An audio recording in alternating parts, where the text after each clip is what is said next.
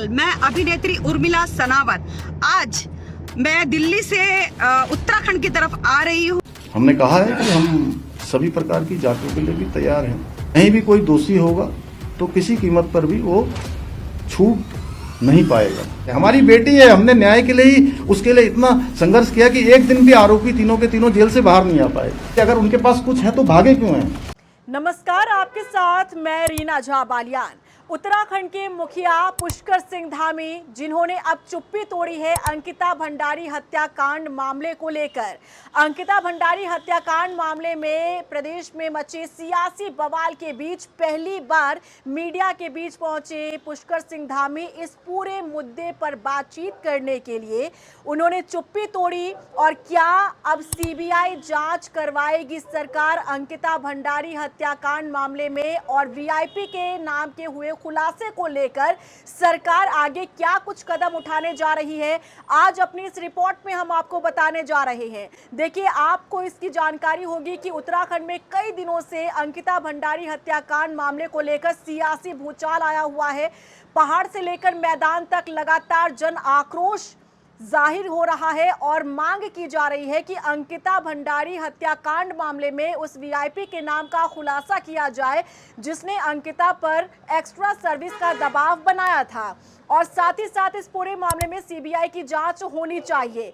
तो देखिए, उत्तराखंड के मुख्यमंत्री पुष्कर सिंह धामी आज प्रेस कॉन्फ्रेंस करते हैं, और जैसे प्रेस कॉन्फ्रेंस की होने की खबर सामने आई थी तो हर तरफ हलचल पैदा हो गई। सबने अपनी नजरें इस प्रेस कॉन्फ्रेंस पर टिका कर रखी थी कि आखिर सीएम धामी अंकिता भंडारी हत्याकांड मामले पर क्या बोलते हैं। उन्होंने अंकिता भंडारी मामले पर अपनी तमाम बड़ी बातें कही, सीबीआई जांच को लेकर भी बड़ा बयान दिया। लेकिन हैरान करने वाली बात यह है कि जो प्रेस कॉन्फ्रेंस सीएम धामी ने की वो मेन फोकस अंकिता भंडारी हत्याकांड मामले पर था ही नहीं। वो तो जी राम जी योजना को लेकर जानकारी देने के लिए आए थे मीडिया के बीच कि आखिर जो नाम बदला गया है मनरेगा योजना का, जी राम जी योजना अब कैसे आम जनता को फायदा पहुंचाएगी, मजदूरों को फायदा पहुंचाएगी। लेकिन मीडिया कर्मी कहां सीएम धामी को छोड़ने वाले थे। सीएम धामी ने जैसे ही अपनी बात खत्म की, उसके बाद एक के बाद एक जो रिपोर्टर्स हैं उनके सवाल सामने आने लगे, और सीएम धामी के पास सबसे पहला सवाल यही पहुंचा था, अंकिता भंडारी हत्याकांड मामले में वीआईपी के नाम का खुलासा और सीबीआई जांच कब होगी। तो इसमें देखिए, सीएम धामी ने भी बखूबी तमाम सवालों के जवाब वो देते नजर आए। सीएम धामी ने सीधे तौर पर यह कहा कि जो भी दोषी है उसे बख्शा नहीं जाएगा, लेकिन साथ ही साथ सीएम धामी ये भी कहते हुए नजर आए कि अगर आपके पास कोई तथ्य है, अगर आपके पास कुछ ऐसे प्रूफ है, कुछ ऐसे एविडेंस है, तो आप हमारे पास लेकर आइए। आप बताइए, आपको लग नहीं रहा है कि षड्यंत्र है? अगर ये मोबाइल बंद करके जाना, एक ऑडियो रिलीज करके, एक ऑडियो रिलीज होता है, उसके बाद प्रेस कॉन्फ्रेंस यहाँ नहीं होती है, प्रेस कॉन्फ्रेंस दिल्ली में होती है, और हमारे जो प्रभारी जी का नाम लिया गया, प्रभारी जी ने अपने, आप लोग भी सोशल मीडिया देखते हैं, पुलिस ने भी वेरीफाई कर लिया, सारे अकाउंट ट्विटर सब देख लिया उनके। वो पिछले उस दिन 10 तारीख से लेकर 20 तारीख के बीच में उत्तराखंड में उनका आना ही नहीं हुआ कभी। ये तो आप लोगों ने भी सारा रिकॉर्ड देख लिया होगा, उनकी जो पुरानी फेसबुक इत्यादि देख लेंगे तो उसमें आ जाएगा सारा। अब आप स्वयं अंदाजा लगाइए, अगर उनके पास कुछ है तो भागे क्यों हैं? अब सीएम धामी का ये बयान इस तरह से सामने आ रहा है जैसे कि सरकार लाचार हो गई हो, सरकार के पास कोई विकल्प ही ना बचा हो। जिसकी जिम्मेदारी है, अगर कोई ऐसा मामला सामने आया जिसमें संदेह प्रकट किया जा रहा है, या फिर एसआईटी ने अगर इस पूरे मामले में जांच कर भी दी है, उसके बाद भी अगर कोई नाम का खुलासा करा है वीआईपी के नाम का, तो जाहिर तौर पर सरकार को इस पर कदम उठाने चाहिए। बजाय इसके, जब प्रेस कॉन्फ्रेंस करे थे सीएम धामी और अंकिता भंडारी हत्याकांड मामले से जुड़े हुए सवाल जब सीएम धामी से पूछे गए तो वो लाचार बेबस नजर आ रहे थे। उन्होंने कहा कि अगर आपके पास कोई सबूत है, यानी कि मीडिया कर्मियों से वो कह रहे थे कि अगर आपके पास कोई प्रूफ है, अगर आपके पास कोई तथ्य है, तो आप हमारे पास लेकर आइए। अब सबसे बड़ा सवाल ये उठता है धामी जी कि आप तो सत्ता की कुर्सी पर आप बैठे हैं, मुख्यमंत्री की कुर्सी पर आप बैठे हैं, और जिम्मेदारी आपकी बनती है, एसआईटी आपके अंडर है, आप यहां पर संस्तुति दे सकते हैं, आप कदम आगे बढ़ा सकते हैं, सीबीआई जांच के लिए आप अगला कदम उठा सकते हैं। लेकिन बजाय इसके आप ये कह रहे हैं मीडिया कर्मियों से कि क्या आपके पास कोई तथ्य है या फिर कोई एविडेंस है तो आप लेकर आइए। साथ ही साथ सीएम धामी यहां भी नहीं रुके, उन्होंने कहा कि एक वायरल ऑडियो के आधार पर पूरे प्रदेश में इतना बवंडर मचा रखा है। उन्होंने कहा कि ऑडियो किसी का भी वायरल हो सकता है, यहां तक कि मीडिया कर्मियों से भी सवाल पूछते हुए नजर आए कि अगर उस ऑडियो में, वायरल ऑडियो में अगर आपका नाम ले लिया जाए तो आप क्या करेंगे। समझ रहे हैं, यानी कि गोलमोल जवाब वो देते हुए नजर आए, बजाय इसके कि जो उन्हें घोषणा करनी चाहिए थी सीबीआई जांच को लेकर, बजाय इसके वो किस तरीके से इस मुद्दे पर गोलमोल जवाब देते नजर आए। यहां तक कि जनता उम्मीद कर रही थी कि जब आज प्रेस कॉन्फ्रेंस करेंगे सीएम धामी तो हो सकता है कि सीबीआई जांच को लेकर बड़ी घोषणा कर दे और वीआईपी के नाम को लेकर एक बड़ा बयान वो दे जाए, लेकिन वो गोलमोल सवालों के जवाबों को घुमाते नजर आए। लेकिन उन्होंने साथ ही साथ ये भी कहा कि हम किसी भी तरह की जांच से दूर नहीं होंगे। अगर जरूरत पड़ती है सीबीआई जांच की या जरूरत पड़ती है किसी भी तरह की जांच की तो जांच करवाई जाएगी। अंकिता भंडारी के माता पिता से, परिवार से हम मुलाकात करेंगे, बातचीत करेंगे और उनका क्या कहना है इस मसले पर। उसके बाद हम जांच जैसा अगर कदम उठाने की जरूरत पड़ती है तो हम इस पर कदम उठाएंगे। हमने कहा है कि हम सभी प्रकार की जांचों के लिए भी तैयार हैं। हम कहीं पर ऐसा नहीं है, क्योंकि हम भ्रम की स्थिति भी राज्य के अंदर नहीं बननी चाहिए। और हमारा ऐसा ट्रैक रिकॉर्ड रहा है कि अगर कोई गलत काम करेगा, कहीं भी कोई दोषी होगा तो किसी कीमत पर भी वो छूट नहीं पाएगा। लेकिन यहां इस बात से ये साफ हो जाता है कि अंकिता भंडारी हत्याकांड मामले में अगर आप ये सोच रहे थे कि धामी सरकार सीबीआई जांच के लिए अगला कदम उठाने जा रही है या घोषणा करने जा रही है, तो ऐसा बिल्कुल भी नहीं हुआ।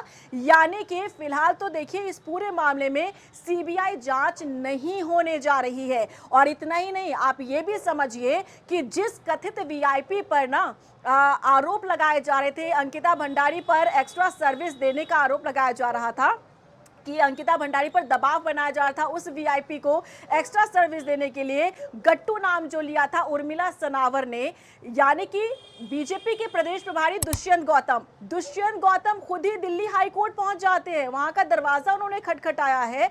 और जो लोग सड़कों पर उतरकर प्रदर्शन कर रहे हैं, जो मांग कर रहे हैं अंकिता भंडारी हत्याकांड मामले में वीआईपी के नाम के खुलासे को लेकर और सीबीआई जांच को लेकर, उन्हें ही लेकर शिकायत भी दर्ज करवाई गई है थाने में।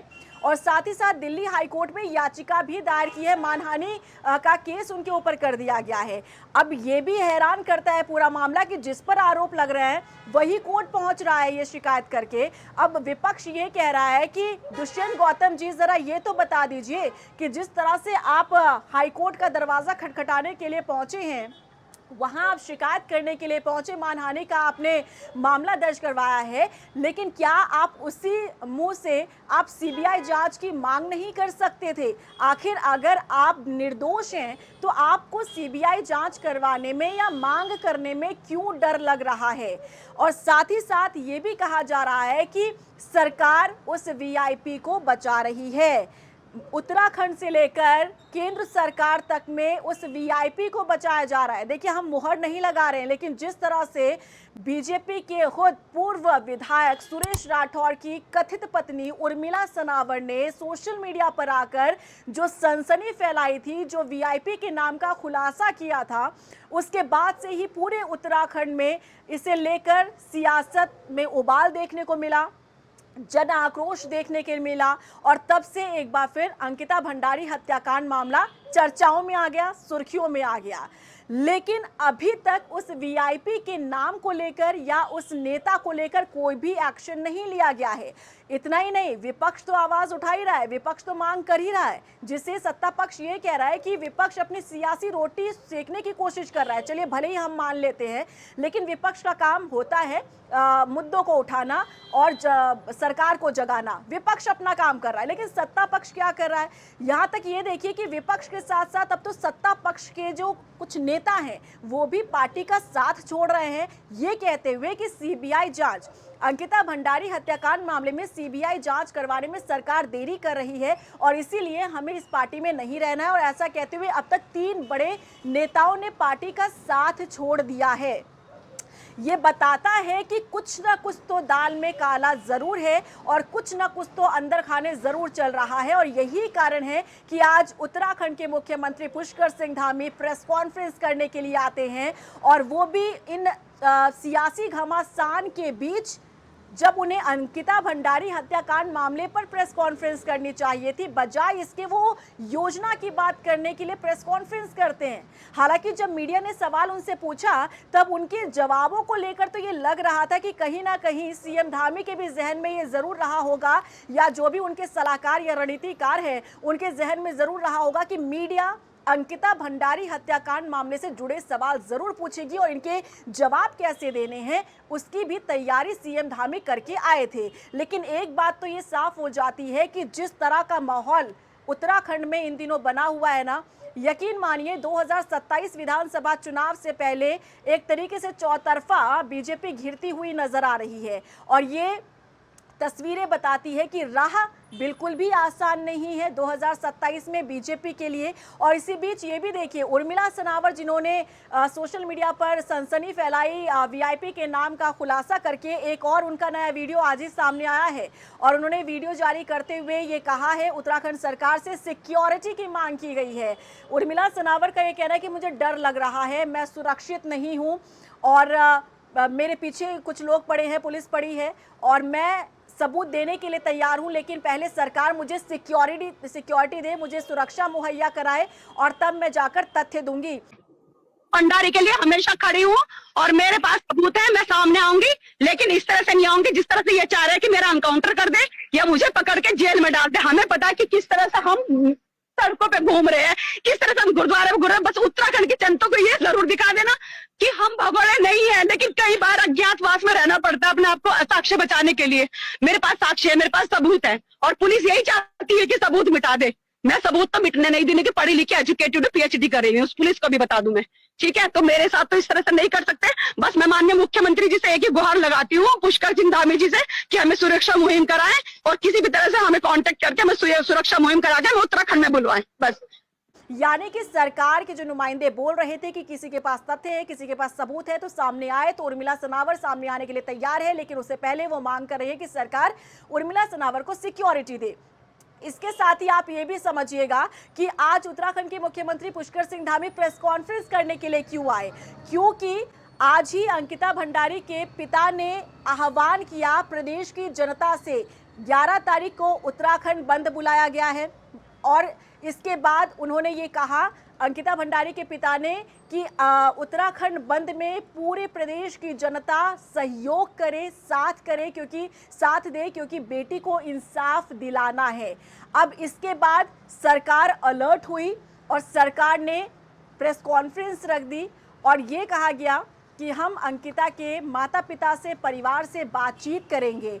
यानी कि सरकार कोशिश कर रही है कि परिवार वालों से बात की जाए, अगर वो मान जाते हैं तो मामला यहीं रफा दफा हो जाए, या फिर आगे आक्रोश जो है, जनता का आक्रोश सरकार को मजबूर करने वाला है सीबीआई जांच के लिए। लेकिन फिलहाल निष्कर्ष ये निकला है आज प्रेस कॉन्फ्रेंस का, और कंक्लूजन ये है कि फिलहाल अंकिता भंडारी हत्याकांड मामले में धामी सरकार सीबीआई जांच नहीं करवाने जा रही है, जो ये साफ इंडिकेट करता है, इशारा देता है कि उस वीआईपी को बचाने की कोशिश की जा रही है। और यहाँ तक कि सरकार पुलिस को आगे करती है और ये कहलवाती है कि वीआईपी तो था ही नहीं। तो अब सबसे बड़ा सवाल ये उठता है कि जो अंकिता भंडारी ने अपने दोस्त के साथ चैट किया था, जिसमें वीआईपी का जिक्र किया गया था, जो कोर्ट ने सुनवाई की थी उसमें भी वीआईपी का जिक्र हुआ था, तो अचानक से अब सरकार ने पुलिस को आगे लाते हुए ये कैसे कहलवा दिया कि वीआईपी तो था ही नहीं। यानी कि सरकार वीआईपी को बचाने की कोशिश कर रही है। आपका क्या कुछ कहना है इस पूरे मामले को लेकर, बताइएगा जरूर।